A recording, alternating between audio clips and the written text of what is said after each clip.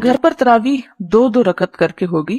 کوشش کریں کہ جتنی صورتیں آپ کو زبانی آتی ہیں وہ ساری کی ساری آپ پڑھ لیں. آپ یہ بھی کر سکتے ہیں کہ ہر 2 رکعت میں ساری صورتیں پڑھ لیں تاکہ آپ کا قیام لمبا ہو جائے. اور اگر آپ قرآن کھول کے پڑھنا چاہتی ہیں تو اس کے لیے یہ ہے کہ ساتھ ایک ٹیبل رکھ لیں جس پہ آپ سپارہ جو آسانی سے رکھ اور اٹھا سکیں. تو قیام میں آپ سپارہ اٹھا کے کھول کے پڑھ لیں اگر آپ کی قرات ٹھیک ہے.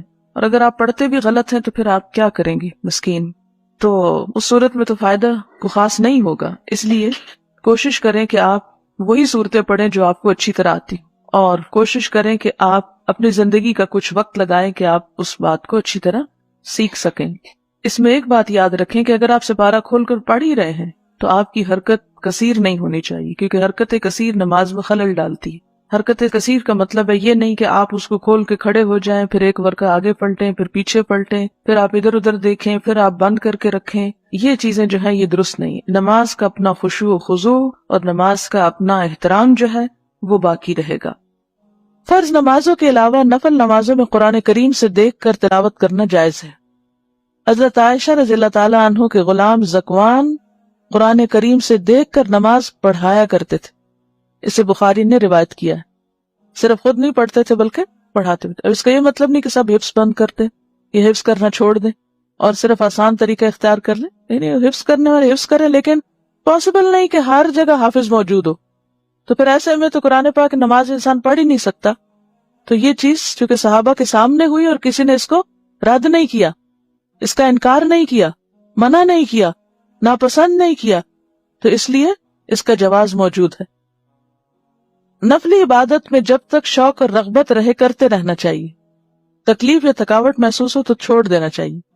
عبادت میں اعتدال پسندیدہ ہے.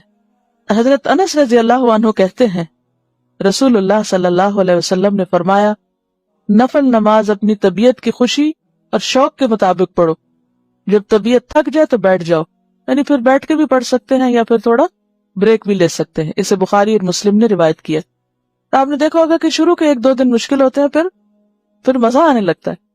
حضرت عائشہ رضی اللہ تعالی عنہا کہتی ہیں رسول اللہ صلی اللہ علیہ وسلم نے فرمایا، اپنی ہمت کے مطابق عبادت کرو، اللہ تعالیٰ اجر دیتے کبھی نہیں تھکتے جبکہ تم عبادت کرتے تھک جاتے ہو. اسے بخاری اور مسلم نے روایت کیا. یعنی جو کام شروع کرو پھر اس کو نبھاتے بھی جاؤ. ایسا نہیں کہ کبھی تو بہت زیادہ کر لیا اور کبھی بالکل بھی نہ کیا. فرض نمازیں بھی چھوڑ دی رمضان کے بعد. حضرت عبداللہ بن عمرو بن عاص کہتے ہیں رسول اللہ صلی اللہ علیہ وسلم نے فرمایا، اے عبداللہ، تم فلاں آدمی کی طرح نہ ہو جانا جو رات کو عبادت کے لیے اٹھا کرتا تھا پھر اس نے اٹھنا چھوڑ دیا. اسے بخاری اور مسلم نے روایت کیا ہے. یعنی خواہ تھوڑی عبادت ہو لیکن کیا پسندیدہ ہے؟ مستقل مزاجی کے ساتھ.